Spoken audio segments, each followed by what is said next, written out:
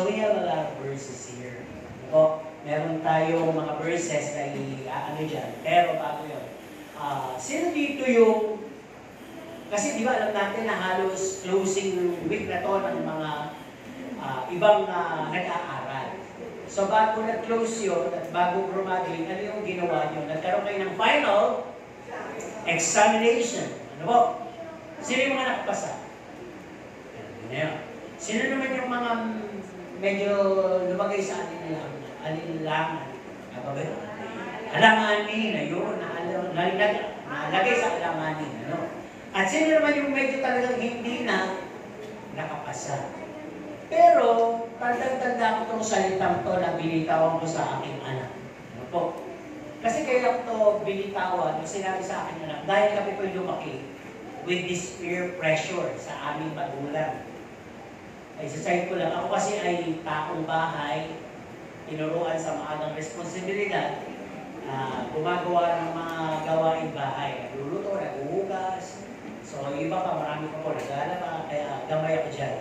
So, hindi po may exam kami, ibig sabihin, hindi na kami gagawa ng trabaho bahay, gagawa pa din. So, pagtapos ng trabaho bahay, doon pa lang ako mag-aaral. So, talagang parang, syempre, bilang bata, iniisip ko parang, it's unfair, di ba? Yung mga ibang kapatid, meron din mga exam, pero tuloy aral na sila. Yung mga classmate ko, nakikita ko, higit-sundo sila, mga buhay, ano sila, prente, nakapag-aaral na sila. Pero pagtapos pa lang ng mga gawain bahay, doon pa lang ako mag-aaral. At gigising mo na maaga, tuloy pa rin yung pag-aaral. Pagdating sa school, narinig yung mga classmate ko, nag-review, at talagang pangin ko kaya yata napasadaan yung mga pinag-uusapan. Pero habang nakikinig ako, nakakakuha ko. Ano po? So, ganun yung naging buhay ko. At talaga may peer pressure na pagka talagang bumagsak ka, lagot ka, hindi ka na mag-aaral. May internet na ganun eh, narinig namin. Sa binagsak mo ang exam mo na to, o ano mga palakol, hindi ka na mag-aaral, papatigilin ka namin sa pag-aaral. May ganun, kaya nakaka-pressure talaga. Pero sa tulong at awa ng Diyos, ay nakabasa naman po.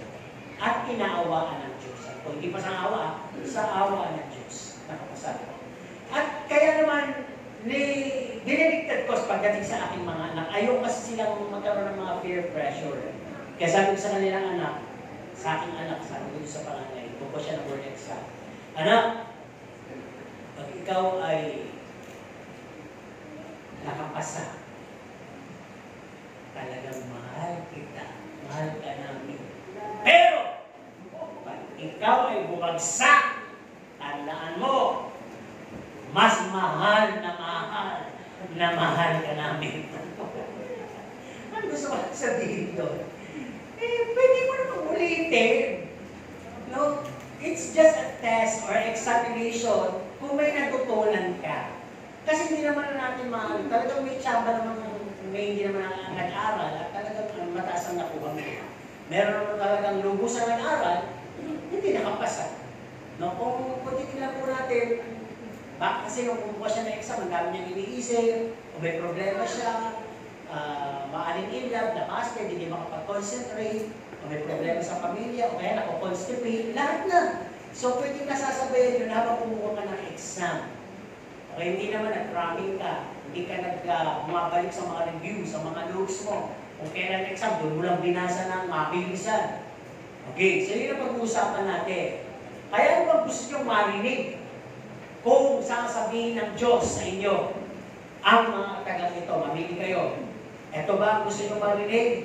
Don't fail your exam or pass your examination. Ano sa dalawa ang gusto nyo marinig? Yung una o yung pangalawa ko sinabi? Yung una, don't fail your examination. Yung pangalawa, pass your examination. Anong gusto nyo mas marinig? Yung una, yung pangalawa? Pangalawa. Okay.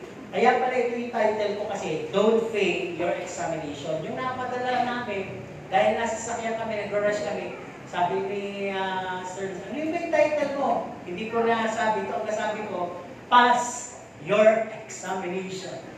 Kasi nga naman itong una, parang may bata, di ba? Don't fail your examination. Para bang, huwag na huwag mo ibabaksak. Di ba? Para bang wala kang tiwala. Huwag na huwag mo ibabaksak. Alam ko mahina ka, huwag na huwag mo ibabaksak. Parang gano'n. Pero kung salita ko ito, pass your examination. Pasa mo yan, anak. Kaya mo yan. So, tingnan natin ang ating mga verses. Dahil meron ako sariling verses dito. Ayan. Tingnan mo na natin Colossians 3:23. Ito yung mga tinatawag na aliw. Mga pang-aliw doon sa mga pagdaraanan natin ng mga examination in our Christian life. Ano po? Sabi sa Colossians 3:23, ano bang inyong ginagawa ay inyong gawin ng buong puso na gaya ng sa Panginoon at hindi sa mga tao. Next verse, Philippians 4:6-7. Huwag kayong mga balisa sa anumang bagay, kundi sa lahat ng mga bagay sa pamagitan ng panalangin at daing na may pagpapasalamat ay ipakilala ninyo ang inyong mga kahilingan sa Diyos. Okay, the verse. Yan na, Philippians 4:6-7. At ang kapayapaan ng Diyos na di masayon ng pag-iisip ay mag-iingat ng inyong mga puso at ng inyong mga pag-iisip kay Kristo Jesus. Pakatandaan yung mga verses na yan. At ito talaga yung verse para dito. Ano po? Kasi hindi ko siya agad nahagilap. Kaya ito yung mas fitted sa pag-uusapan natin. Akin lang po yung screenshot. Ano po? Babasahin ko sa inyo.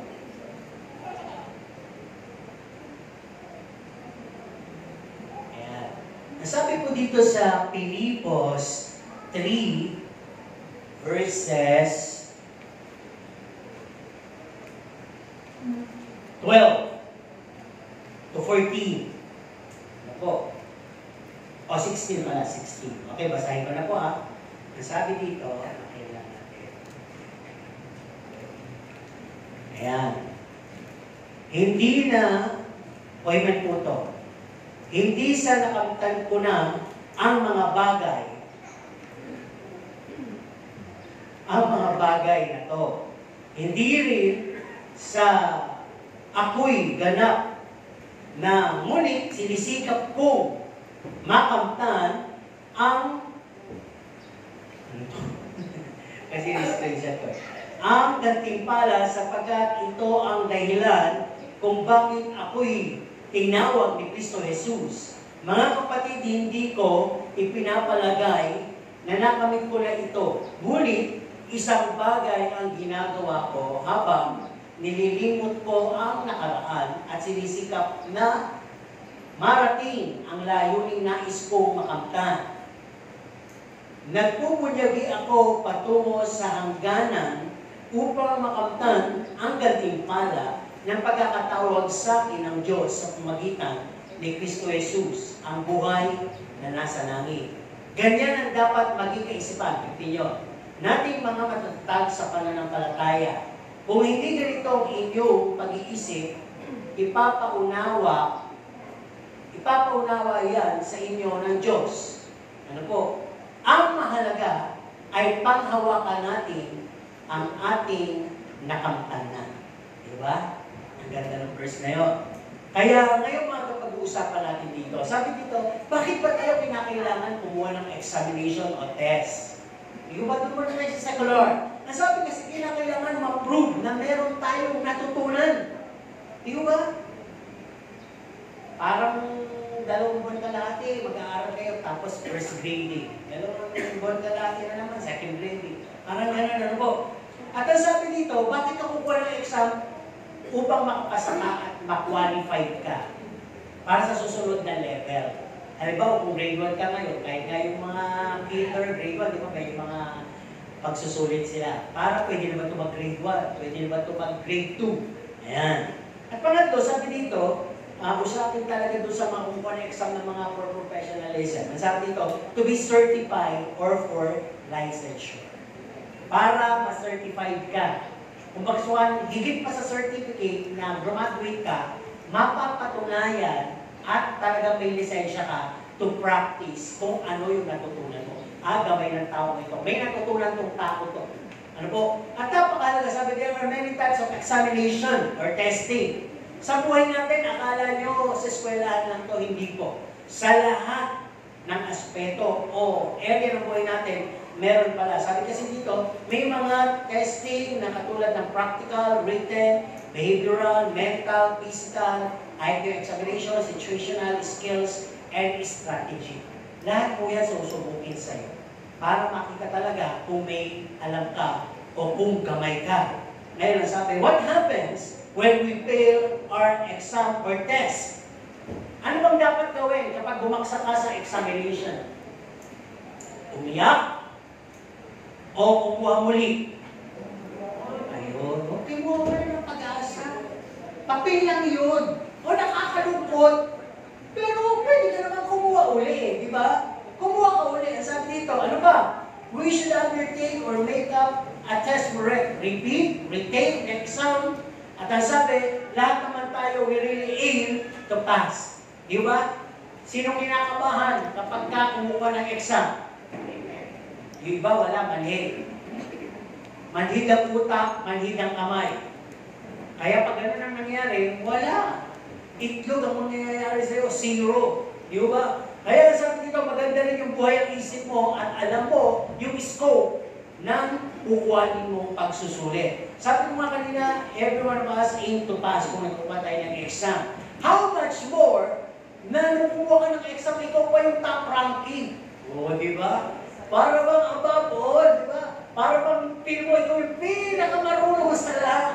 At talagang kapag ikaw ay naging ganon, ay pag-aagawan ka talaga. Lalong-lalo na pagka-board examine ka, di ba? Pag-aagawan ka ng kumpanya at hindi ka mahirapan kumuha ng trabaho. No? Kasi sabi nga dito, paano naman kung ikaw ay bumagsak? Di ba? Para bang meron bang nakalaan sa'yo? May nakalaan. May natitira. Pag-asa. Hindi po nawawala yung word na pag-asa. Sa lahat ng mga nabubulunyanan, nabubuluhan, nalulungkot, ay huwag niyo pong sarahan yung pag-asa. Sikap lang. Ano po? Ngayon nasabi dito, how to pass our exam. Paano ba tayo makapapasa? Pinag-uusapan natin ito at pwede ma-apply sa ating spiritual. Sabi dito, we should be a good listener. Kung ikaw ay Kristiyano, dapat marunong ka rin makinig sa mga mensahe ng Panginoon. Lalo na kung medyo tamad kang magbasa ng Bible, but I do not encourage na porque nakikinig ka, hindi ka na magbabasa ng Bible. Baka kasi naliligo na si pastor, doon ka na lang nagtitiwala. Dapat nagbabasa ka ba talaga ng Bible? Yung sinasabi ba ni pastor, talagang nasa Bible? Dapat alam din niyo yun. Kaya sabi dito, sa secular or spiritual, kinakailangan good listener ka, analyzer. You analyze the lesson being taught upon us. No? Pangalawa, we should be taking notes for our references and review. Napakahalaga kasi nung nagtitake note kasi may babalikan ka.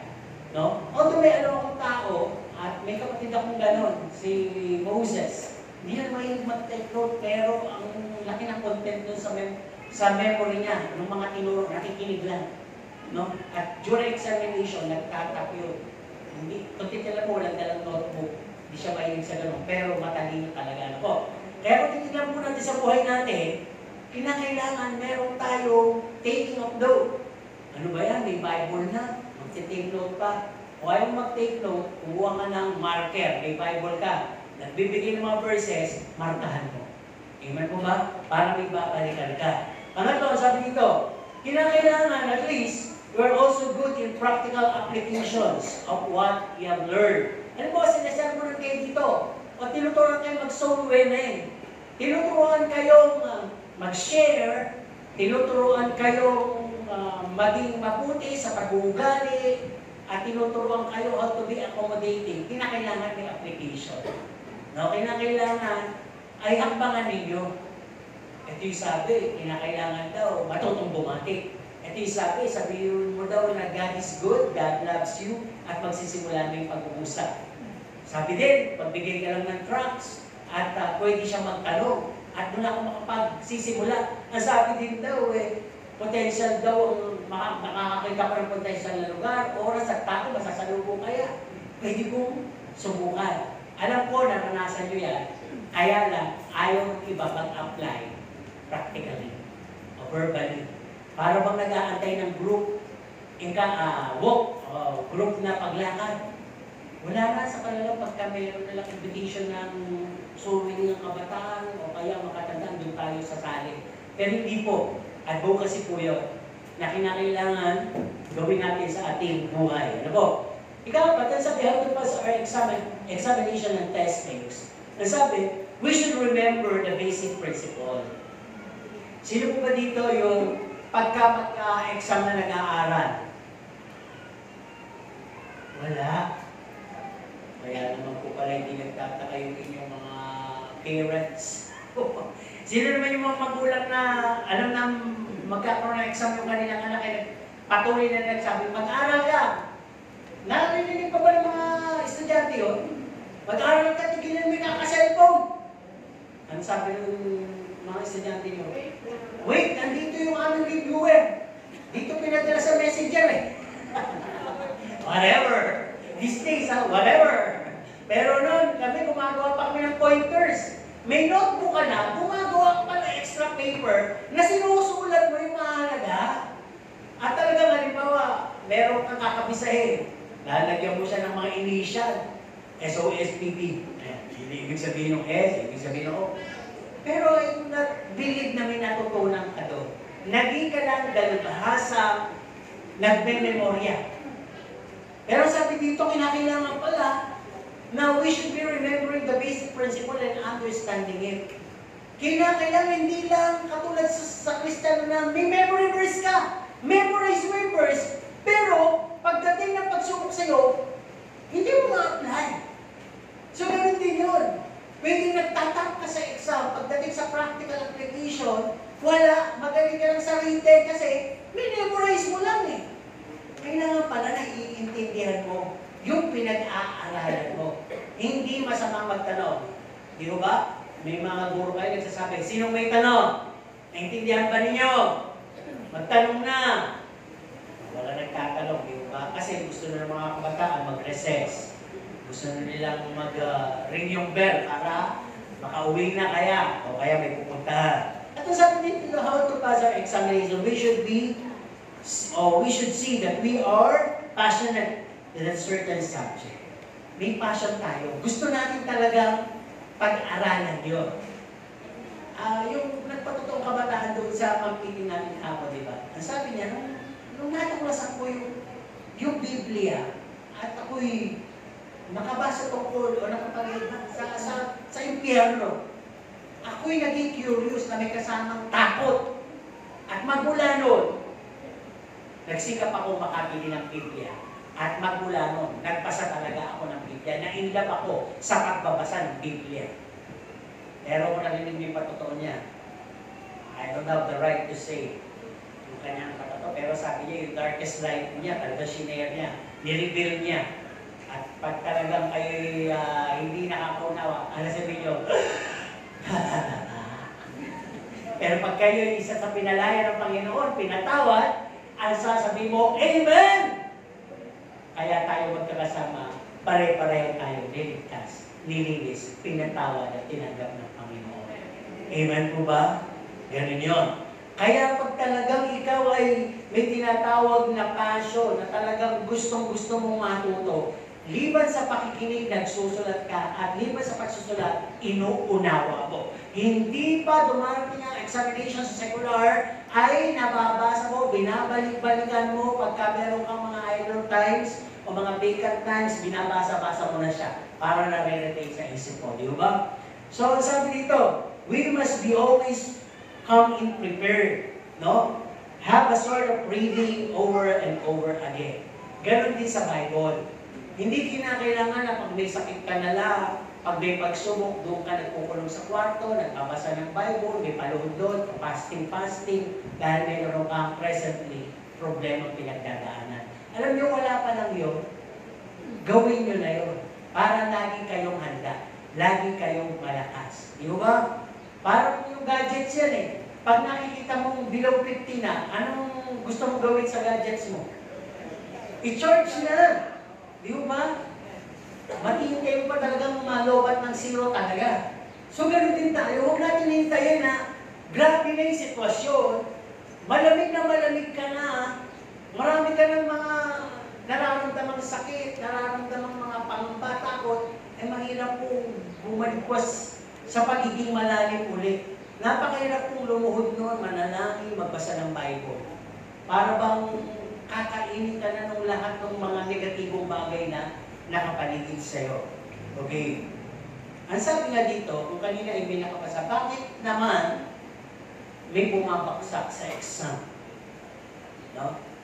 Pag-usapan natin, secular at spiritual. Una sabi dito, not attentive and not serious.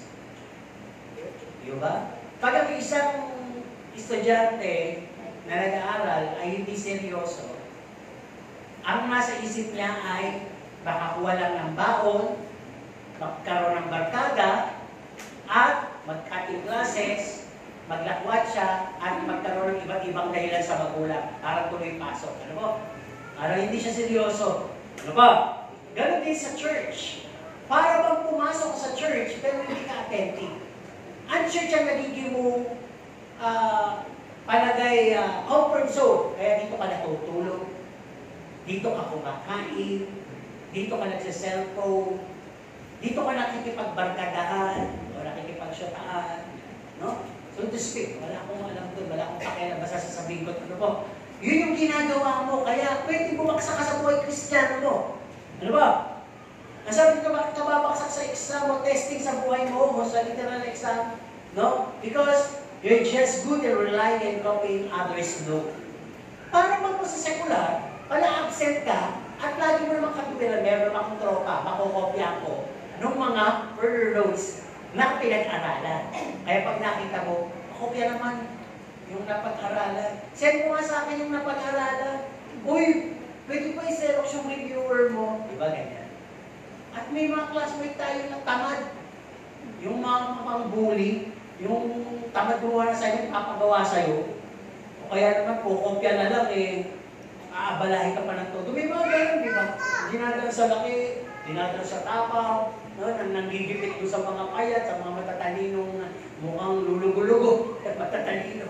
So yun yung mga pangyayari, no? Hanggang ngayong pangyayari pa rin yun. So ganun din sa buhay spiritual. Minsan, nagre-relay na lang tayo sa kapwa, hindi na sa Diyos. At yung ating pagiging masigla, kinokopya lang natin sa Kanya. Kaya kasama natin, dadalo ka. Kasama ka sa kampitin. Pag hindi siya sumama, hindi ka sasama. Hindi na lang din ako sasama. Bakit? Wala akong barkada nun. Crush, sasama ba si Crush? Hindi daw. Ay, sumama ka. Mali mo may bagong crush. Ay, tingnan natin mabuti at natatawa kayo para siguro nakaka-relate tayo dito. Okay. Nasab dito, kaya mababaksak kung kanina ay may passion. Ngayon, wala kang ka-passion. Para bang sa isang kurso, sa koleyo, hindi mo gusto, pero pilit ang pinakuha sa'yo. Di ba? Parang ako, ayoko talaga ng nursing, pero pinipilit yun dahil marami kami kamag-anak sa Amerika. At ang panahon namin, napaka-demanding ng nursing sa Amerika. Di ba? Yung pag hindi mo gusto, parang nakakatamad mag-aral. Di ba? Ano ba? Ganon din dito sa church. Pag hindi mo gusto yung nagsesermon, halata, nakakagat-labi ka ngayon. Di ba naman, duling. Kasi tinutulugan mo di ba? At maaaring hindi man doon sa mga nasa harap, ang dami mong away sa loob. Pero mamaya sasabihin ko sa inyo, lahat yan, katulad ng title, everything is God. Alam ba ninyo, habang nakikinig ngayon, kumukuha na kayo ng examination. Tinetest na kayo ng Panginoon ang inyong attitude sa pakikinig, ang inyong attitude sa inyong katabi, at ang inyong behavior, feelings. Kaya alam ni Lord kung bumabaksak na kayo dahil saan ito. Alam din ni Lord na bumabaksak na kayo dahil sa pagkainip. Kung bagas kumukuha ka ng exam, nangangamuti ka ngayon. Di ba? Sino dito yung nung kumuha ng exam, in-overview niya muna yung papel. Tinitingnan niya mula sa simula hanggang kahuli-hulihan. Para malaman niya yung ano yung mga kukunin niyang ano ba, yung test number 1, local yung lalabot yung mga exam, di ba? Sino naman yung inuuna yung madadali? Diba? Saan ko na babalikan niya? Di ba minsan, pag natin masagot, babalikan na lang natin yan kasi oras Sino naman yung nangongopya? O kaya naman ay may kodigo. Maaga pumapasok, sinusulat na sa lamesa niya yung mga kodigo. Lahat naman nangyari yan, di ba, sa palad. Pero yung palad, napapalo yan eh. Yung mga babae, nakapalad, nililinis yung palad. Andiyan sa mga tuhod, nakasulat. So, ang dami pang marang ng kodigo. Ayan, minsan yung mga bagsak ka. Di ba? Ganon din dito sa loob ng church. Kaya tingnan natin ano ba? Bakit ka babaksak? You cannot perform a practical application. Tinesting ka sa practical.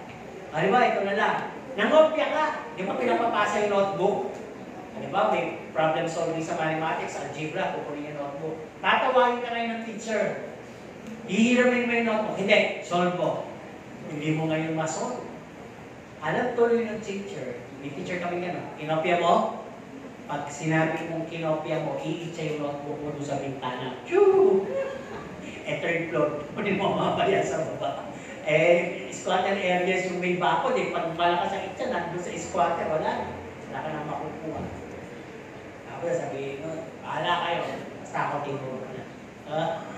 Sigan ko. May gano'n ako teacher, terror eh. Pero pagtapos sa klase, sasabihin sa akin, Rebo, dama ka sa bahay.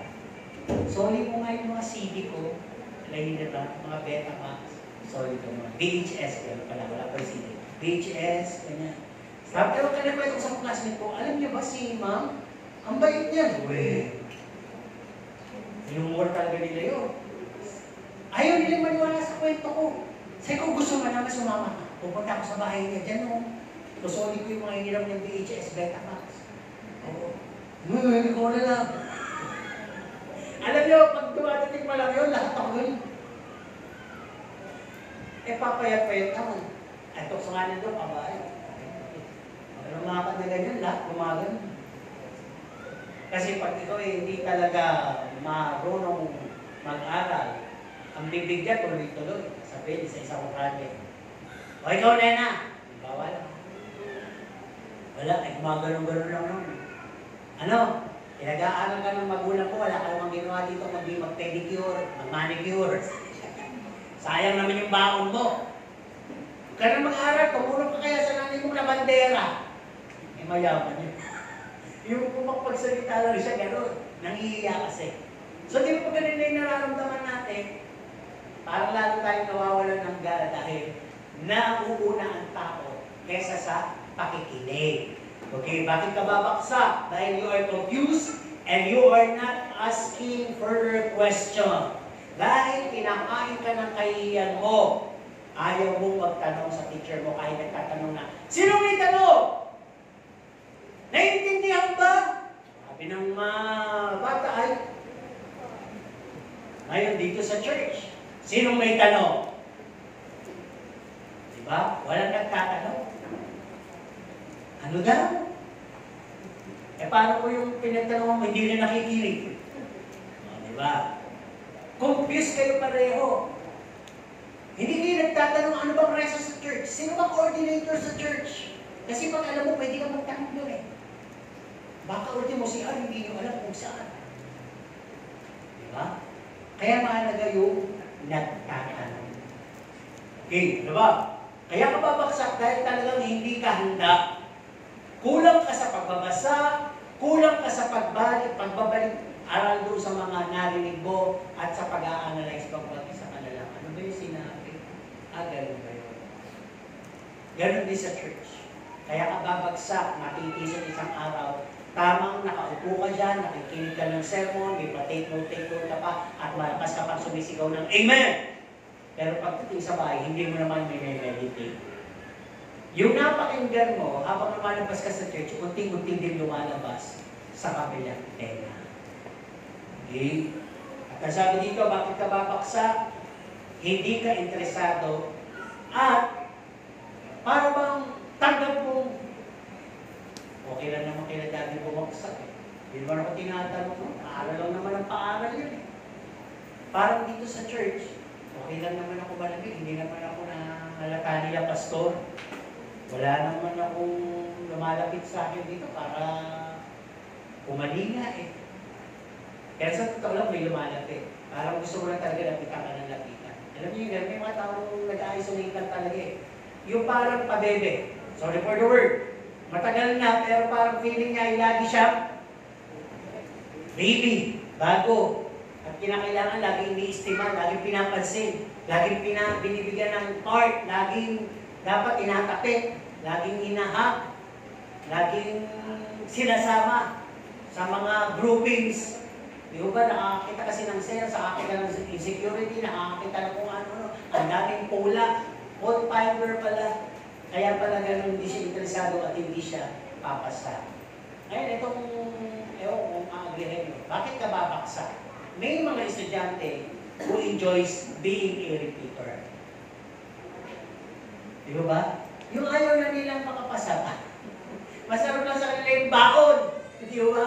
Masarap lang sa kanila yung tropa. Kaya sabi, mag-graduate ka ba? Hindi. Ikaw? Hindi. Ikaw? Hindi. Wow! Appear. Di ba? Ganon din dito sa church. Alam nyo kung sino-sino kayong mga hindi nag-aaktibo. At sabi nga, kayo din naman yung magkakausap. Kayo yung mga kulungan ng laging may mga nakikita. Kayo yung laging nangihina. Kayo yung laging ang daming hinahanap. Kaya pwede ka bumaksa. Sa pinag-uusapan natin, sa literal na kumukuha ng exam at sa isang Kristiyano na nakapaloob sa iglesia. Okay. Tingnan natin, areas in our Christian life that can be given an examination and test. Mga areas sa buhay natin na kung saan sinusubok tayo talaga ng Diyos. Una, bago sabihin number 1, tandaan niyo po, ibinigay na ng Panginoon ng lahat kung bakit sa reviewer. Nagbigay siya sa atin ng tinatawag na kung sino si Jesus Christ. Diba?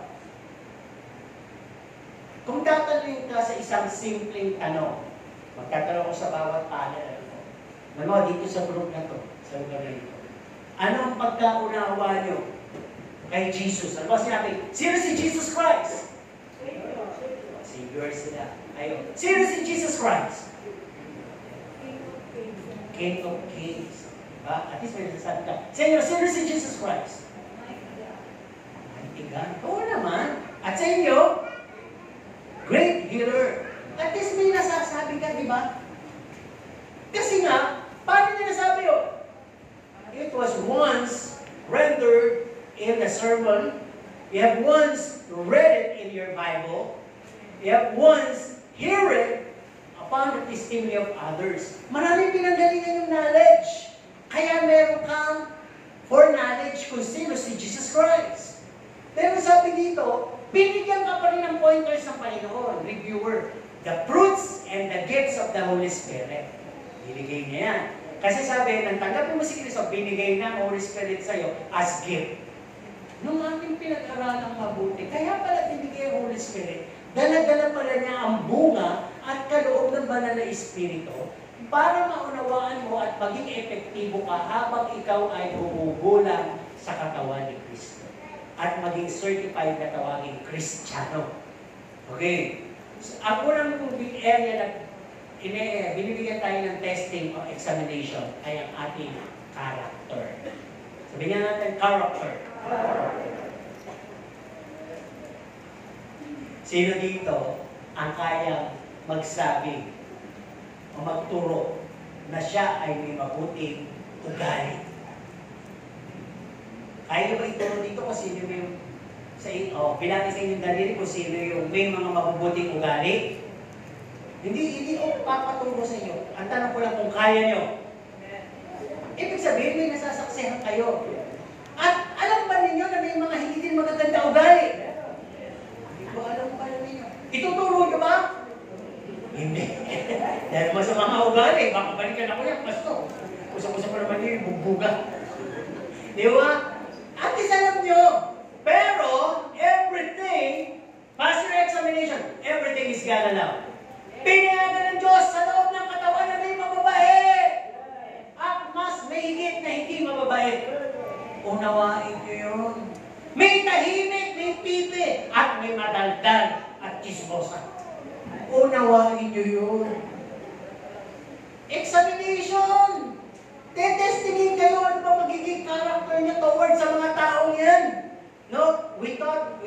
about the life and ministry of Jesus Christ. Sa simpleng ilustrasyon kagad. Ang Panginoon na buhay ng mabait, walang inagabyado. Pero nung siya inulit, pinagbintangan, sinapok, tinadyakan, dinuraan. Kumibo!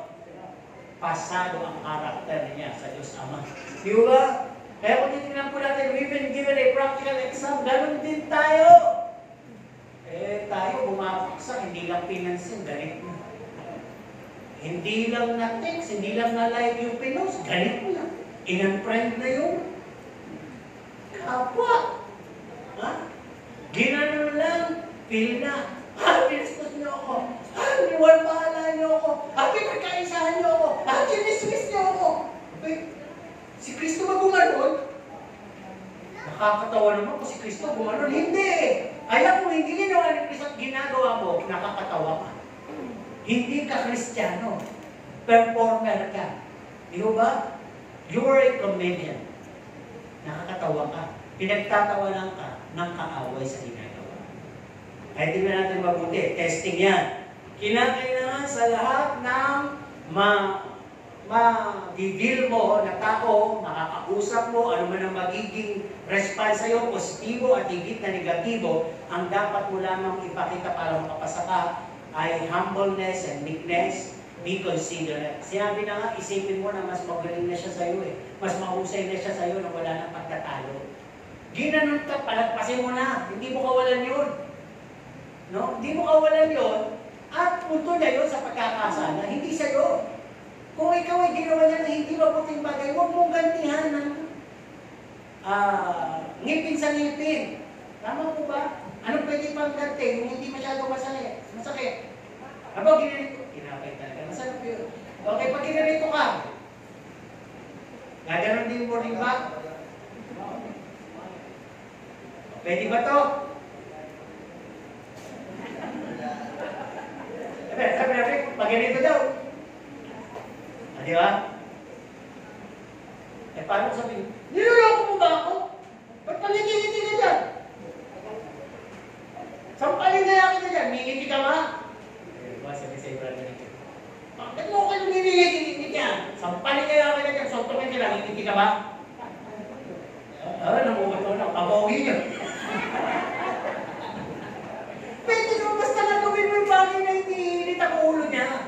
Gawin talaga yung Kristiyano, di ba? Dapat makapasa ka doon. Kaya lahat dito, o sabihin na natin, may enemy ka dito. Hindi ka makakalusot sa utos sa Diyos na love your enemy. Malay mo naman, nakaupo ka, katabi mo enemy. Sweet sa'yo yan, pero pag talikod mo, kinikwento ka. Parang alam mo, kinikwento ka niya. Pinag-aaway yan. Kaya ko naman sinasabi yun, para malaman ko kung talaga, nakakapasa ba kayo sa exam? Isa lang si nanay ko. Pikon pa rin. Habang pikon ka, habang pinapatulan mo yung mga taong pinapayagan ng Diyos na bulihin ka. Kasi pinapayagan yung paano ma-apply fruits kung hindi gagawin yung mga kasama mo dito yung sa'yo. Di ba sila yung nagkaroon ng kaibigan na binubuli ka pero bandang huli magkaibigan na kayo? Ako, ang dami kong ganun laging pangyayari.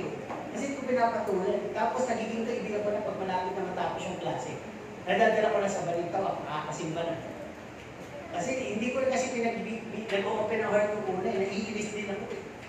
Pero nung inuma ko na, hanggang na, yung kape ko na nila, wala na. Hindi na nila pasagad ako doon. Hanggang sa babaig na. Sawan eh, di ba? Anong gawin yun? Kaya sabi nga dito, habang ang iyong kapwa sa labas, ang iyong kamag-anak, sino mang tao, kaibigan, talagang gagawang kanya ng mga bagay na pwede mo silang isumpa. Pwede ba talagang isumpa? Hindi. Pinapayagan nga kasi sila. Pinapayagan ng Diyos yun sa buhay mo, sa loob at labas. Kasi gusto ng Panginoon, ma-display yung testing, makapasa ka sa karakter. Amen po ba? Let your light shine upon men that they may see your good works. No, tinatambak ka ng basura. Sinabihan mo, hindi. Ayaw pa rin. Sige na, ano ba yung takutin mo na lang? Di ba? Sinusubok din tayo sa area ng ating mga pananalita at kilos. Kasi masaya ka, puro ka pangako. Baka kasi masaya ka kung kumilos ka eh. May panggal. Ano ba? Talagang bless ako. Pero pagka naman wala na yung blessing. Bakit? May Diyos ba? Diba? Sinusubukan ng Diyos sa lahat ng mga sinasabi mo. No? Kaya kinakailangan kung magsasalita ka, lahat po tayo ay ambassador ng Panginoon. Representative, eka nga. Kanino? Sa labas at sa kapwa natin. Parang ganito yan. Ito lang ang permitted, ha? Kung magsasalita ka ng walang kabuluhan, huwag mo nang sabihin. Kung mag-uuto ka rin lang, huwag mo nang sabihin. At lalo na kung makasasakit ka, huwag mo nang sabihin. Lulukin mo na lang. Ang kailangan mo lang sabihin at permitted ay yung bagay na nakapagpapatatag, nagpapalakas, at yung may lasa. Ewan ko ba, bakit mas gusto na tayong piliin na magkaroon siya ng legacy na ay, yung nasirang yun, chismosa yun eh. Ay, yung nasirang yun, ang daldal nun. Gusto niyo ba ganun? Di ba mas maganda yung yung nasirang yun, kahit na nasira yun, alam ko, nasa langit yun, buong-buo ngayon. Kasi walang sinabing masama yun. Biruin mo na, subukan ko minsan yun. Talagang pinagbitaan ko, kaya naman, binulungan ko ng chismis, yun pala ko. Ang sabi sa akin, nagtataka daw siya, bakit hindi sa kanya sinabi yung chismis, sa akin. Napagtanto kumatuloy na ako'y chismosa rin. Di ba? So parang gano'n. Nasa kilos, salita ninyo, doon kayo mahalata. Okay, words and action pa rin, sinusubok tayo dito. Alam nyo bang bibig ay puno ng katotohanan? Naiintindihan ko ba niyo yung bibig na puno ng katotohanan? Dito ka napagtanto o naunawaan. Kung magsasalita ka lalo na sa isang taong negatibo, hindi to flattery. Imbis na sabihin mo yung sabihin, yung kasinungalingan. Alam naman kasi natin na hindi likas. Kasi para pang reference mo, bakit ganito itong anak ko? Masipag naman ako. Masipag naman yung tatay niya. Ano pa yung sasabihin mo? Maganda ka na lang kasi sa'yo nang galing. Kasi pagka inurinan mo pa yun, ay may lola nga pala yan.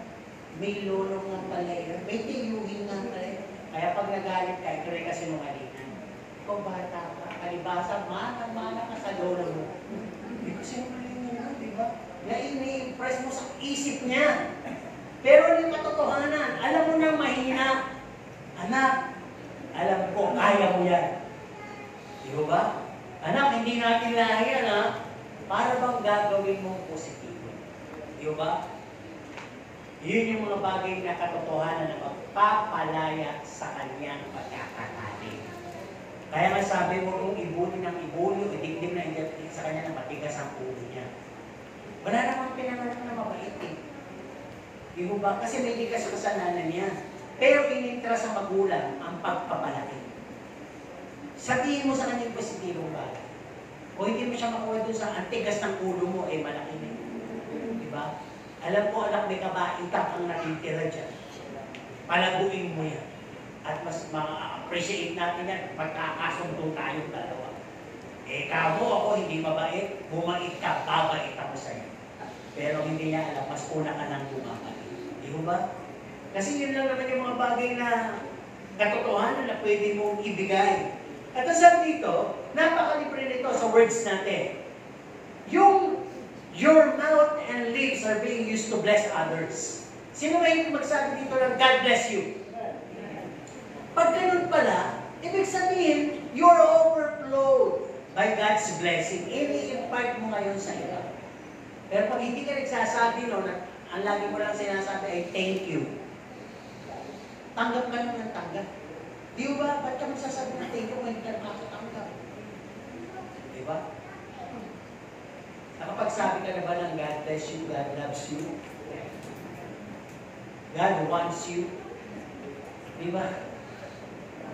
Ang dami mo pwedeng sabihin ko sa mga ginagawa ng Diyos eh. Ano yung sa action naman, we should be gentle and compassionate. Gentleness. Ano yung ibig sabihin ng gentleness? Hindi ka maragsak. Hindi ka madiskol-diskol. Hindi ka maharot. At ikaw ay kumikilos ng tama. Hindi magaslaw. Hindi ka pansin-pansin. Kundi kapuri-puri. No? Ka-adore-adore. Kumbaga sa kuwan. No? Kahanga-hanga. Yun yung mga bagay na tinetesting. Ano po? At ano pang area tinetesting sa atin? Sa isip. Ang isip po ba natin malikot o panatag lang? Malikot po yan. Alam ko, malikot ang isip nyo ngayon. Hindi ko na hihimayin yan kasi kayo may akin yan eh. Pero ito totoo, pag nakakita ka ng isang bagay, may iniisip ka kagad. Pag nakakita ka ng isang tao, may iniisip ka kagad. Sino ko kung magaling na yung pag-iisip ha? Oo. Pag nakita mo, pakinggan ko, pag nakita mo halimbawa ang Bombay, ano yung isip ko yun? Diba naisip nyo agad? 5-6. Diba? Hercules. Bakit mo naman naisip na yun na huhulihin? May kasalanan ka ba? O diba? Yun kasi yung naisip ko eh. Baka may huhulihin. Hindi naman bibili lang ng sapatos. Hindi mo pwedeng yung pulis pupunta sa mall at bibili ng sapatos. Wala, bakit may pulis sa mall? Siguro may hold up dito. Yung isip natin na nag-produce. Nakakita ka halimbawa ng isang matandang lalaki at batang babae na napakaganda. Ayun, maglolo daw. Ano pwede mong isipin? Sige, maglolo, ano pa? Magjowa, ano pa? Mag-ama, ano pa? Magkaibigan. O di ba iba-iba yung iniisip natin? Pero tanungin mo, sino siya? O, diba? Anak ko. Anak. Di ba? Sino siya? Asawa ko. Ayun. Kasi pinanganak ka na namang isip eh. Habang merong sinasabi, sabi ko kayo mag-isip. Tinitesting ko pala isip natin. Alam niyo, papayagan ng Diyos na maisip niyo na kayo'y may pinag-aralan. Maisip niyo na kayo'y mayaman. Maisip niyo na kayo'y pogi, maganda. Maisip niyo na napakahalaga yung tao. Kaya naman, pag ikaw ay di pinansin, ikaw ay di pinahalagahan, at ikaw ay hindi binigyan ng recognition at hindi ka pinaglungkuran, ano pwede maging reaction mo? Yung simple lang. Galit. Diba? Kahit hindi mo sabihin na, uy, may pinag-aralan ako. Hindi. Umaasa ka kasi na alam nila. Pero sabi dito, para malagpasan mo yung testing na yun, you should always have this mind of a servant. Dapat pala, ang isip mo lagi, alipin ka. Tama? Yun yung sinasabi ng Bible eh. Have this mindset of a servant. Kristiyano ka, tandaan mo. Abang sa pinag-uusapan natin, Kristiyano ka na, kahit na napakayaman mo. Pare-pareho na tayong Kristiyano, kaya wala dito mayaman, mahirap, walang magandang pangit. Lahat tayo should be, or should have this mind of a servant. Ibig sabihin lang, handa kang maglingkod, handa kang mawalan, handa ka sa huli. At handa kang hindi pansinin, handa kang apihin at tapak-tapakan na parang alipin. At di ba gano'n ang issue? Tama? Nauna yung mga kapatid dati na yun. Nakatira lang yun doon sa bulong. Ay, sa bulong. Sa barong. Di ba? Samantalang ako eh. Kasi nga, sinetesting nga yung isip mo eh. Kasi pag dadaya ka doon, magkakakita ang isip mo, mga anak ng mga anak yan. Hanggang sa hindi ka naman inaano nun, pinag-assign na sila magulang, galit ka doon. Nung nakakuha ng pagkain, loko to, patayin mo to. Lalabi-labi, ano pang gano'n? Diba? Ang daming mangyayari sa'yo, sasama ka tuloy. Dahil pinatulan mo, kaya bagsak ka doon sa examination na yun. Ano ba? Nasabi dito, pinakikita sa'yo ang magaganda at modernong gadget. Pinakikita sa'yo ang magagandang bahay, magagamang sasakyan. Pinakikita sa'yo. Nung nandun kami sa Hong Kong, alam niyo yung magagamang sasakyan doon? Taxi lang. Yung mga pardon, taxi na. Pero gaganda talaga pag gusto namin ko na ng picture eh. Kaya pag nakakita ka ng kakaibang mga kotse doon na talagang mga sports car, exhibit mo na sa loob, artist na kayo. Kahit ang dilim, kitang-kita sa kaputian. At talagang parang yung mga Korea-Korea na yung mga itsura. Talaga pag lumabas, mga nakatsakit. Lumakad, nagtatangkad. No? Talagang tinitingnan din ang kapwa nila kalahi. Ano po? So, balik tayo dito. Pinapayag ng Diyos na makita mo yun. Para ba maglawan? At mag-asam? At mangarap ng todo? Testing lang pala yun. Ang sabi dito, you should be thinking of things above. Kalupa lang yan. Lahat ng temporary. May masikip doon. At doon ang lalakaran, lantay na ito. Nakapasa ka sa exam. Tama po ba? Kaya sabi dito, sa thoughts and mind po rin, no? Yung bang pabago-bago ka ng isip, yung desisyon na magulo, yung wala kang commitment. Ngayon, itong friend ko, bukas, yan naman yung friend. Sa isang araw, yun naman yung friend ko. Itong araw na ito, pula, favorite mo. Bukas, puti. At sa isang araw, itim. Ano ba talaga? Magulo nga eh, di ba? Pero sabi dito, ang ating palang isip ay madumi. Kaya kinakailangan, you should renew it daily. Para ma-provoke yung will ni Lord. Kapag ang isip mo magulo, gusto ko yumaman, gusto ko maging sikat, gusto ko maging makapangyarihan, hindi mo ma-prove ang will ni Lord. Baguhin mo isip mo araw-araw. Hindi ko kailangan yun. Then you prove the will of God. Kristiyano ako, kontento na ako, eto ako, tinawag ako ng Diyos, tamang mayaman ako, o tamang mahirap ako, pero mahalaga sa lahat, mahal ako ng Diyos. Diba? Kung ano maniwala ako, hindi ko pinangihinayangan at hindi ko kinakailangan maghirap, magsikap, mangutang para magkaroon ako. Kung talaga gusto ni Lord, dadating sa tamang panahon. Dapat may ganun ka para makapasa ka sa examination sa buhay mo. Kasi pag wala, at talagang naiinggit ka sa iba, nai-envy ka, tingnan mo nga siya, oh. Hindi naman sila mayaman, pero yung cellphone niya, high-tech. Uy! Makapangutang nga. Gusto mo kasi sabay yan eh. Ang laki ng TV nila, oh. Diba?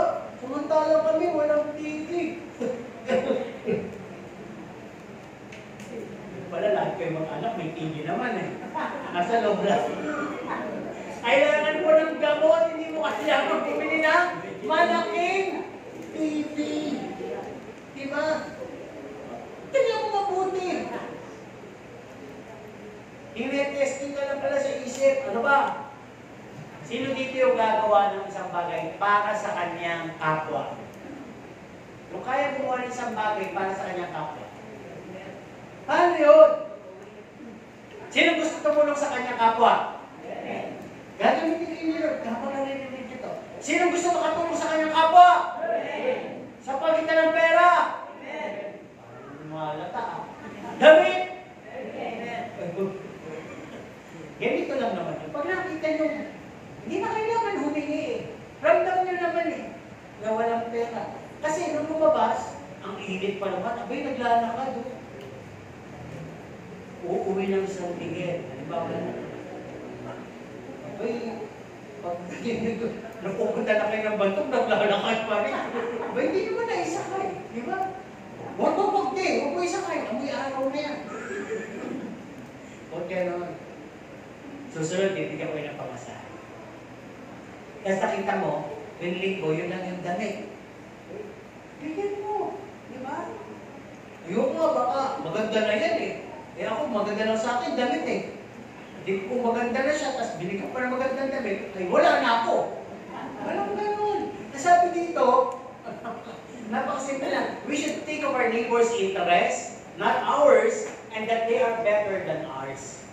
Na mas, para wala nang panugitan. Di ba parang, ikaw na yung magaling, ikaw na yung maganda, ikaw na yung lahat, okay lang sa akin yun. Huwag lang tayo mag-away. Parang gano'n. Di ba? Wala pang makain, bigyan mo, share mo. Ganun lang. Para makapasa yung ating mga testing sa isip. At ang sabi dito sa Philippians 4:8 and 9, no, sa kanya nilang basahin, para makapasa talaga ang isip mo, ang testing sa'yo. Umisip ka lang ng mga bagay na kagalang-galang, kaaya-aya, kapuri-puri, ano man yung totoo, ano man yung mga bagay na maluwalhati, ano man yung mga bagay na respeto, kabala, yun lang daw iisipin. Wala na kita. Diba? Nakita mo kapwa ko, kasi yung isip natin, diba? Ang bilis bumasa sa kilos eh. Nakasimangot, nakaganyan. Tinatauna, patingin ka. Nakaganyan. Ang pwede mo sabihin, ay nagagalit. Diba? Lumalapit ka ngayon. Nakaganon pa rin. Tapos sabi, ano na? Tapos biglang napangiti sa'yo ganyan. No? Kaya lang, biglang may umamoy. Yung pala na-constipate na, kinakabag, hindi makapagpalabas. E nung dumating ka, binati mo, guminhawa. Ikaw may kasalanan, huwag ka magalit, makikiamoy ka lang, di ba? Yung at least nalaman mo, ba't wala siya nakasimangot? Di ba? Nakita mo, ayun pala. Kaya minsan, huwag lang tayo babasa ng mukha. Lalo-lalo na kung kilala natin o kapatiran natin yung baka lang kasi may pinagdaraanan. Okay? Diba? Sinusubok din tayo sa area ng ministry, service towards God. Tatlo po ito. Upward, outward, at inward. Yung lahat ng sa Diyos. Halimbawa, ano ba yung mga ministry na ginagawa natin sa Diyos?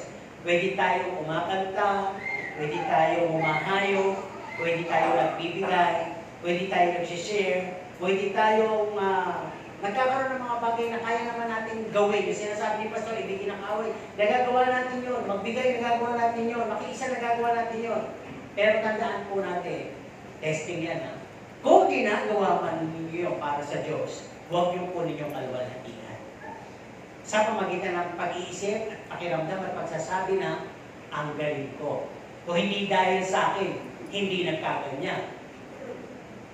Isama niyo ako lang naman ang may kayang gawin at may kakayanan. Kung magmamalaki ka, pag alis mo, tingnan ko lang kung hindi manumpo yung church na yan sa ministry na wala sa kanila. Huwag po kayo ganon. Ano po? Testing po lahat yan. Examination yan. Yung lahat ng ginagawa ko, sinusubok ng Diyos yan. Nire-refine sa ako, sinusunod. Yan ba ay ginto? Yan ba ay pilak? Yan ba ay mahalagang bato? Yan ay kaho? Yan ba ay kung ano-ano pag nasunog yan? Wala po talagang halaga sa harap ng Diyos. Okay, so outward. Kanino yung outward? Sa kapwa. Sinusubok na, mapagbigay ka ba sa kapwa? Pwede. Tama? Magsalita kayo ng pwede ha kung ginagawa niyo to. Kayo ba ay handang tumanggap, yumakap sa inyong kapwa? Pwede. Kahit na mabaho? Pwede. Papasubok si Judy Virgin. Kayo ba ay kayang magpakain sa mga nagugutom? Pwede. Sabi mo, walang makain. Hindi kailangan yun. Ang Diyos ang magbibigay, papadaan nila sa'yo, magkakaroon ka rin. Kaya niyo ba bisitahin yung mga may sakit? Pwede. Mga may keto, may AIDS? Baka yung may lagnat na gusto nyo bisitahin. At kailangan ng iyang kapsul at saka ng aspirin. Talagang nagnanaknak. Halimbawa, gano'n.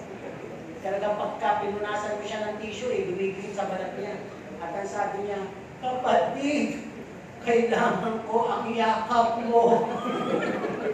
Kaya niyo yun? Hindi kayo nakakibo. Pwede naman yung pwede, hindi pwede.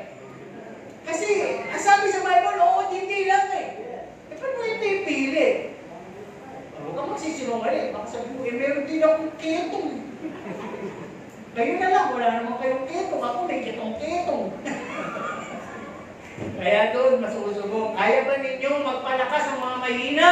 Pwede. Pwede. Kaya nyo bang bigyan ng kalayaan yung mga nakakulong? Pastor ka, pati ako makulong. Hindi, malalayain yung espiritu nila. Diba, sabi nga ng mga na-convert doon sa kulungan, bagamat kami nakakulong, malaya ang aming espiritu. Okay na kami nakakulong, at kung di kami nakulong, di namin nakilala si Kristo. O ba't kahit si Pablo nakulong kaya? Nakulong si Pablo. Sa mabubuting gawa, nakulong siya. Pero hindi siya tumigil sa paghahayag kung sino si Kristo. Okay? Kaya ba ninyong pihisan yung mga mahirap at magbigay ng bahay o magpatira sa inyong bahay? Okay. That's your will. Diba? Kung kailan naman may ukay-ukay na, ayun mo sa labas mo. Diba? Pwede. Pwede wala. Pwede. Kaya nyo bang abutin ang pinakamalalayo? Kotse muna, Lord. Susubukin ka muna ni Lord kung ang paa mo ay naging luya na sa kakalakad. Sabi kasi sa Bible, yung paang humahayo na bukol-bukol, may kanta nga yun eh, na nagluluya na nagpatos-patos, yun to, pinakamagandang paa sa harap ng Panginoon. Diba? How lovely are the feet of those who walk for Him, who bring good news, good news.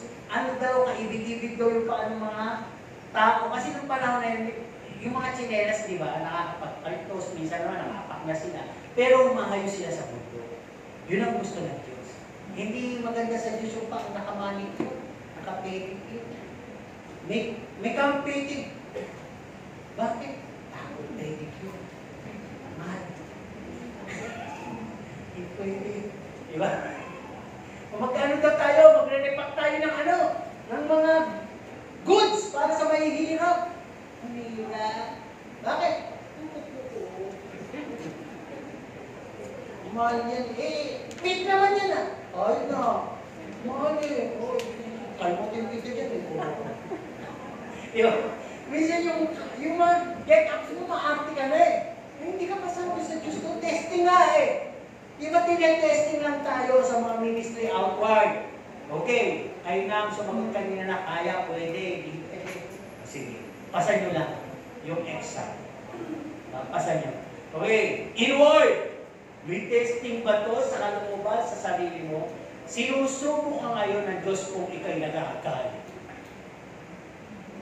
Kaya bang sabihin sa katabi mo, mapera lang, kung yan crush mo ang sabihin mo. Sabihin mo sa katabi mo, mahal kita. Huwag naman kayong mangiwi dyan, lalaki sa lakas. Mahal kita sa Panginoon. Ang pinag-usapan natin dito ay yung istorgin. Tama ba? O yung, kasi ang Diyos agape. Yun naman sa mag-asawa ay eros. Yun naman sa kaibigan, pileo. Pileo. Sabihin nga nyo sa akong kaibigan yan, I love you. I pileo you. Sabihin mo, hindi I pilayin you ha. Baka pilayin yung mamaya, hindi. Pileo. Pilya. Okay. Tuloy tayo. Dito sa inward, no, na sinusugo, ikaw ba ay wasak na talaga? Wasak ka na ba talaga? Broken ka na ba talaga sa harap ng Panginoon? Hindi yung iniwan ka. Ibig sabihin, handa ka na ba talaga ipanag yung sarili mo kahit na ano estado mo sa buhay? Hindi ka na ba talaga maarte? Hindi ka mapili? Saan ka abutan? Pwede? Kahit kasi nung umusig sa'yo, kahit yung pinaka-list dito pagsalita ka, okay na lang sa'yo yun? Kaya mo na ba yun? Inward testing kasi. Kaya sabi dito, let's always be broken and spilled out. Ang illustration ng broken and spilled out, sino may pabango sa bag? Ako meron. Gusto nyo i-illustrate ko yung broken and spilled out. Kukunin ko yung pabango doon, ihahagis ko. Ano mangyayari? Pag nabasag yun, anong mangyayari? Aaningasaw. Kaya kong gawin yun. Kasi mura lang. Kaya lang, iniisip ko baka ma-allergy kayo. Kaya wag na lang. Pero illustration lang naman kasi yun. Tayo pala kailangan gano'n. Mabasag tayo nang umalingasaw tayo. Mabasag tayo nang ma-express natin kung sino si Kristo sa buhay natin. Hindi yung kilala mo nga si Kristo, reservado ka naman. Kilala mo nga si Kristo, suplado ka naman. Kilala mo nga si Kristo, ang arte mo naman. Kilala mo nga si Kristo, may pinipili ka lang ng lugar, may pinipili ka ng tao, may pinipili ka ng puntahan. Hindi po ganun si Kristo na broken, spilled out siya. Di ba kaya ganun yung ginawa ni Maria Magdalena sa kanya? Yung hindi man binasag yung pabango, ibinuhos niya sa gana, sa paanan niya at sa pagitan ng buhok niya, ipinunas niya sa paa. Kaya sabi ng Panginoon, okay lang yun, minsan lang niyo ako kasama. Pero ang Panginoon, ang kanyang buhay na wasak, na broke, na spilled out ang dugo niya para sa ating lahat. Di ba? Na-express tuloy yung love ng Diyos sa atin. Okay, may testing dyan. Ano pa? Tandaan po natin, sa inward testing, walang kinakailangan na reservation, selfish claim, or gains. No? Minsan, halimbawa, yung nagkakaroon tayo ng pilahan, diba, sa pagkain, di ba? Lahat naman tayo gustong ano? Mauna. Makapili. Pag may ganun tayo, may selfishness pa tayo. Pero pag tayo mapagparaya na, sige, mauna na kayo. Maubusan pa. Ano? Basta makakain na kayo lahat. Hahangaan mo yung gano'n eh, di ba? Hahangaan mo. Kasi nga, ang iniisip niya, hindi yung sarili niya. Di ba? Tinusubo ka sa sarili mo. Bakit kinakailangan kang magutom? May bayaran dyan, nagbayad ka naman. Dapat, nagbayad kayo pare-pareho. Sige, kukuha ka. Di ba? Kasi tinetesting nga eh. Kung ano magiging kilos mo doon. Kaya sabi dito, kinakailangan inwardly, may testing din about holiness at pureness. Ikaw ba, pag sumasamba sa Panginoon, napo-portray mo ang holiness? Tinan niyo yung word yan, napo-portray mo? Pwede mo ba kumuha ng participation, motivation? Pwede mo ba tayo lahat gumanon? Gumanon. Parang nagdadasal. At saka pumikit. Dahan-dahan, dumilat, dahan-dahan, pumikit. Yung mga antok, hindi na dumilat eh. Naging example ba? Okay, go. Walang tatawa. Yung parang pag namatay si Santo Papa. Sige, go. Patatawa kayo. Kayo na nga, namatay ko. Okay, walang kikilos. Wow! Basta tapos mukhang banal! Kaya natin i-portray. Tama po ba? Pero sabi dito, kaya mo bang i-preserve yung holiness na yun? Panatilihin. Kaya sa tulong ng banal na Espiritu. Ibig sabihin lang, hindi tayo masyadong strict. Pero, yung little movements natin, halata yan. Kita-kita yan. Kaya sinabi doon sa appointings of heaven, doon sa living ng Papa, yung Marta sabay-sabay yung kanan. Kaliwa. Kanan. Kasi walang tumitingin agad. Kung nakatingin doon, nakatingin. Walang titingin doon. Walang nagsiselfone. Wala. Ako yun. Reverence, kumbaga. Ngayon sa loob ng church, malalaman mo na ang taong to ay may holiness at hindi i-instruct lang sa kanya. May pagpapahalaga siya sa nangyayari o na mismo. Kung sumasamba siya. Kung nakikinig ng salita, nakikinig siya. Hindi siya nakikisabay ng daldal ng gulo. Pero yung nakikisabay ng daldal ng gulo, walang holiness. Walang reverence. Ano, Diyos, ba't tumitingin sa puso? Mabuti nga hindi na makita ng Diyos yung puso mo. At hindi naman talaga dadapuan ng kapangyarihan yung puso mo kung wala akong kapalaran. Kaya huwag kayo magtaka. Kung kayo hindi nababago, tagal nyo na. Kung nakikinig naman kayo salita, hindi naman kayo nababago. Wala naman kasi kayong holiness. Kung walang holiness, walang power. Kaya ever hearing, ever attending, ever doing what is holy, just portraying. Napo-portray natin. Paano kung cellphone yan? Lagyan sa portrait. Na-portrait mo ngayon, ang ganda. Pero yung wala na yung pagpo-portray, lumalakad ka, yung pa rin yung aura, yun yung preserved holiness sa'yo. Nakikita. Tinetest yan, Panginoon. Tinetest din sa ating inward yung desire and motives. Hindi nawawala yun. Bakit ka pumunta sa church? Hindi naman pwedeng alisin ang desire and motive eh. Pero check mo, ano ang dinidesire mo sa church? Literally ba yung lamig o yung mga kaibigan mo dito physically o talagang presensya ng Diyos? Ano ang motibo mo? Ikaw ang mapansin o ang Diyos ang mabigyan ng papuri? Tinetesting po lahat sa atin yan. Kaya sabi dito, sa inward pa rin, God's will versus your will. Sinusubok yan ng Diyos. May instruction, pero ginagawa mo yung sarili mo. Ano ba? Example sa giving. Hindi ko na-discuss yun. Tinetesting yun. Diba? Ano ba? Tinetesting din dito, yung paano ka ba nagre-react? No? Inward. Sa pressure sa buhay, sa difficult people, sa unbelievable situation. Paano ka nagre-react dyan? Sabi nga natin, narinig na natin ito, sinasabi ito, pinapangalan. Sitwasyon lang naman ang nabago, tao lang naman ang may ugali, no? Yung mga pangangailangan lang naman ang nanggigipit, pero ang Diyos hindi nagbago. Tama po ba? Kaya kung sa Diyos ka nakatingin, mabago ba na sitwasyon, sumamama ng tao o kaibigan mo sa'yo, at talagang pinipressure ka sa buhay, hindi ka makikilos. Sapagkat ang Diyos mo na pininiwalaan, hindi nagbago. Kaya doon ka testingin ng Panginoon, di ba? Para bang yung tatay mo, di ba? Na napakadisiplina sa'yo. Bakit mo hinahanap sa kanya yung ginagawa ng tatay ng iba? Yung tatay ng classmate mo, gusto mo maging ganun yung tatay mo. Eh, hindi siya ganun eh. Kaya nung naunawaan mo na, nakita mo yung classmate mo na paniwara ang buhay, lumaki ng ganun lang, pero nakita mo ikaw, nagkaroon ka ng magandang buhay, trabaho, doon mo lang masasabi, kasi ito ang tatay. Proud ako sa tatay. Ganun ang Diyos. Sometimes, hindi niya pinapayagan yung basta gusto mo dahil mapapasama ka. Di ba dyan yung mga ano natin na alam ng Diyos ang magandang plano niya sa'yo.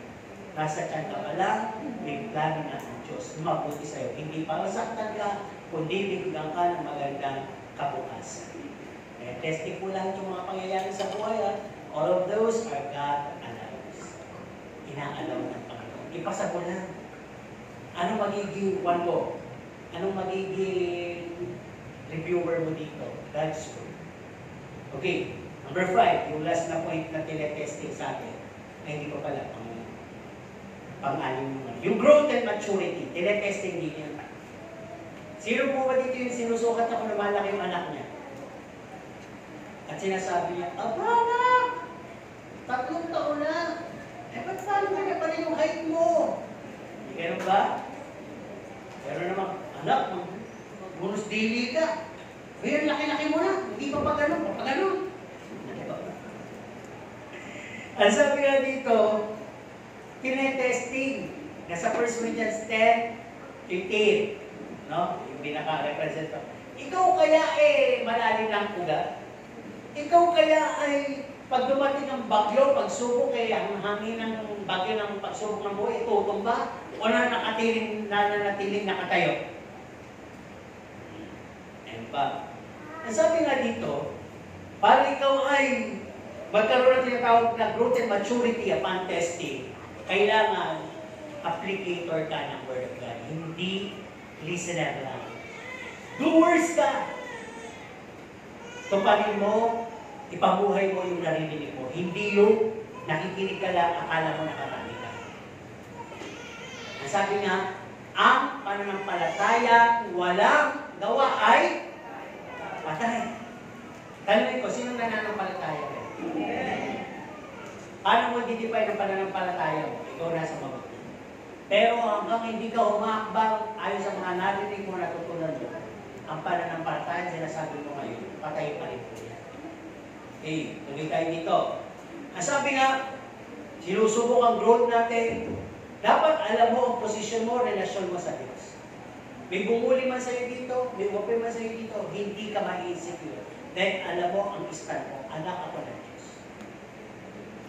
Diba? Hindi niya ako iniwan, hindi niya ako pinabayaan. Yung bumubuli sa akin, kapatid ko yan sa Panginoon. Hindi naman siya kaawa yan. Dapat gano'n. Makakapasa ka ngayon. At ang sabi dito, sinusubok tayo sa growth natin. God-fearing ka ba? Kung God-fearing ka, puno ka ng wisdom and knowledge. Hindi ka kakapaka. Ano ba? Ang sabi dito, tinetesting ka.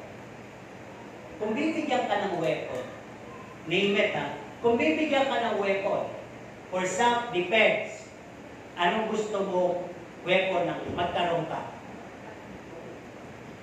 Sige, kahit ano. Meron meron akong tindang sumpa. Ibibili, wala. Baril! Okay. Sabihin lang ha, sumpik! Sibat! Samurai!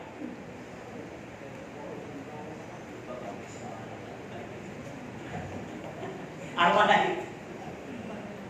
Anong weapon ang gusto nyo? Sige nga! Sword! Laser! Sword! Mag-aspire ka. Tulad ka. Ano ang gusto nyo weapon? Sinabi talaga nagpapakais. Tulad na lang yung prayer. Ano naman yung prayer? Ano ba? Word of God. Word of God. Oo! Agent sword nga yun eh. Oo. Si nanay, nasabi ng sword. O yun, naging sword of righteousness na. Natalo si Voltes pa bigla. Ano pang weapon ang gusto nyo? Wala. Wisdom. Si tatay, humilit ka. Wisdom.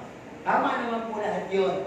Mapanitiral o spiritual. Pero sabi dito, tinetesting ka. Are you a beholder of this greatest spiritual weapon? Ikaw ba yung mahahawak ng pinakadakilang weapon? Alam niyo kung ano yun? Sino gusto magkaroon nun? Sino gusto magkaroon nun? Bibigyan ko. Binibigyan ko na nga ngayon eh. Naiintindihan niyo lang ba? Gusto niyo ba talaga? Pero kaya niyo ba ibaril yun? O sakasakaling bigay ko sa iyo. Sige, tanongin ko muna. Yung sasagot ng tama, yun ang bibigyan lang. Yung grupo na to, kanino ibabaril yun? Sa kaaway. Talagang kaaway. Ang dami ng kaaway. Kayo naman, mga taong nanginginit, nangihina. Mahina lang ang babaril. Pwede. O sige, kayo, sino naman ang kaya niyo ibabaril yun? Sa sarili? Ay, suicidal. Okay. Pwede. Kasi nga greatest weapon yun. Okay, dito. Kaya niyo ibabaril. Sa kapwa, para sa akin, ano po? Pwede naman. Kasi naman walang ibang weapon yung kundi pag-ibig. O, pwede ba yun? O, yun ang greatest weapon na ibibigay ng Diyos. Tinetesting lang kung kaya mo, ginagamit mo pa itong weapon na to, na sinabi ko, magagawa mo isang bagay na higit pa sa nagawa ko. Magagawa mo! Kaya nga tinanong ko kanino ibabaril. Kasi sabi nila sa enemy. Dito naman sa mahihina. Dito naman sa sarili. At dito naman sa kapwa. Tama naman yun eh. Kaya magagawa mo. Testing. Kaya kapag ang iyong kapwa ay pinakitaan ka ng masama, imbis na ginamit mo yung strongest and greatest weapon na yun, eh ginamitan mo ng ibang weapon. Mas lalo ka. Sa tingin nyo, sino natalo? Sino bumagsak sa exam? Siya ba? O kayo? Kayo. Diba? Kayo na nagpalabas ng hindi magandang salita. Okay. Number 6. At pagtapos ito, ay mabilis naman yung susunod. Nasabi dito, sinusubok din tayo sa larangan ng generosity and giving. Lahat po. Lahat ba kayang magbigay? Kaya. Lahat ba may ibibigay? Kaya sagot naman dyan. Yun lang. Kasi sabi ni ba, Lord, makapagbibigay ako pag binigyan mo ako. Tama naman yan, di ba? Pero sabi nga dito, pagka nasubo ka ng Panginoon dito, na ang nakalagay sa puso mo, everything naman is God entrusted. Kahit na malaki to, at ako'y nagsusumikap, ubod ng sipag, at effort ko, pinagkatiwala lang niya to, pasahin. Makakapasa ka. Pero pag ang iniisip mo, ako ang nagpagod, Ako ang naglakad, ako ang nagsalita, tapos ibibigay sa iba, iba kumain. Iba po yung kantang yun. Kanta na magsasaka yun, di ba? Ako ang nagtanim at nagbayo at nagsaing. Subalit ng maluto ay iba ang kumain. Mapalad din naman kung sino ang nakakain. Higit na siya at walang isang hirap na katitik. Kanta ni Pilite. Nagtanim ako at ako ang nagbayo. Ngunit ng maluto ay iba ang kumain. Diba, pag sa Panginoon, hindi pwedeng ganun. Pag sa Panginoon, lahat naman kasi galing sa Kanya. Sabi lang dito, be a good and faithful servant of God's. Stewards pala, of God's blessing. Pag mabuti kang katiwala, mas manager ka sa mata ng Panginoon. Ito magandang gawing manager, ito pahusay. At ang sabi dito, lahat naman nagtatides eh. Actually, wala na pa kayo sa hindi nagtatides. Ang sabi sa lahat na nagtatides, God-fear in tithing. Kasi hindi lahat nagtatides God-fearing. Yung iba nagtatides parang ipamukha. Doon sa tumatanggap ng tithes. O yan, nag-tithes kami. Hilit ka ba? Ano yan? May testing mo. O yan, nag-tithes kami.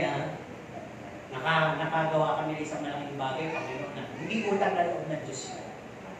Nagbabalik lang tayo lahat. Kahit si Pastor, nagbabalik si Pastor. At mas malaking binabalik ni Pastor. Dahil lahat ng naging pumasok, ibabalik lahat sa Panginoon. Dalawa pa yung balik. Babalik sa likod, babalik pa doon sa pastoral meeting. So, mas malaki balik. Di ba? Kaya ibig sabihin lahat dito, pag may God-fearing ka, nagbibigay ka ngayon ng may wisdom and knowledge. Hindi na issue sa'yo, sino tumatanggap? Paano binagastos? Mas mayaman na wala nang issue gano'n. Hindi na pinag-uusapan. Kasi pag may gano'n, hanggang ngayon, sinusubo ka pa rin sa pag-iisip mo at kada isip mo noon, bumabaksak at bumabaksak ka pa rin. Di ba? Meron ba church na walang implementation of tithing? Ipagdalawa ko sa Iglesia ni Cristo. Ayan lalo na. Tamad ka mag-tithe ka, mag-alaga ka kaya ng baboy. Nang palaki mo yung baboy at nang ibenta mo, makapag-tithes ka. Uubligayin ka nila, makasulod sa palatuntunan ng Panginoon. But all of us here in our fellowship, we are proud of God's grace. Because with God's grace, hindi ka na pinipilit. Dahil sa pag-ibig na nakuha mo sa Panginoon, gracefully, binabalik sa Panginoon. Okay, so hindi ka madadaya. Ang sabi lang dito, keep sharing to overflow with supply. Kung ayaw mong maputo ng supply, care, sharing. Okay. Isa na namang pahabol to. Pangalawang bahagi. Failing the exam or testing. Ang sabi dito, kaya kung tayo bumabagsak, bilis lang to. When we put much attention to ourselves, pag masyado ang binibigay natin attention sa sarili natin, pumapasok yung pagiging lordship. Yung parang Panginoon ka ng buhay mo, pumapasok yung attitude na para bang gusto mo maging sentro ka, gusto mo respetuhin ka, gusto mo papurihan ka. Para bang hinahanap mo yung i-comfort ka, VIP ka. Pag hindi nangyari yun, bubukod-bukod ka dyan, tatampo-tampo ka. Ano ba? Nagiging ang familiar ka sa mission and vision sa dapat pinagkakaisahan natin. Gumagawa ka ng sariling mission. Ano ba? Nakukonfuse ka, nagiging shallow ka, nagwe-wavering ka sa faith mo. Nagiging self-righteous ka tuloy, ayaw mong tanggapin ang mga correction, at in-contrast ka sa flow. Ini-impose mo yung self-will. Ano ba? Pangalawa, bakit tayo babaksak sa isa? Dahil pressure na tayo, nabibigitan tayo ng lubos. Bakit? When faith is not applied. Pag ang buhay Kristiyano mo ay hindi na tumatakbo sa pananampalataya. Which is sabi ng Panginoon, walk by faith and not by puro po stressful ang mangyayari. Puro po tanong sa buhay Kristiyano ang mangyayari. At puro tisod, puro lipat ang mangyayari sa'yo. Ano ba? You will become oversensitive, overthinking, but not broad-minded. Hindi po pala yung overthinking, yung broad-minded. Di ba? Ang broad-minded, yung malawak ang isip, kaya mo i-contain yung kaliitan ng isip niya. Yung pagiging pamimiko niya sa'yo, kaya mo palagpasin yun. Dahil hindi ka nga narrow, broad ka. Pero yung overthinking, wala namang ginagawa sa'yo, kung ano na iniisip mo, iba pala yun. Diba? Kaya babagsak ka. At ang sabi dito, pag madali kang magalit at warpred ka, babagsak ka. Yung konting kibot, ang tawag ko rin, nana. Sino nagkaroon ng nana? Sa ipin, di ba? May nana ka sa ipin. Ano yung nana? Nana. Di ba? Nana, hindi pa natin nana. Nana is nana. Di ba? Masakit, sensitive. Pagka susundutin pa lang, sabi nung dentista, nana. Pati din siya, mamama na eh. Ikaw din ngayon nakamama, sabi mo. Nana! Ito na ha? Wala pa mo! Wala pa! Yun ang nana. Hindi pa nasusundot, umaaray na. Hindi pa tinatamaan, nadeklara na.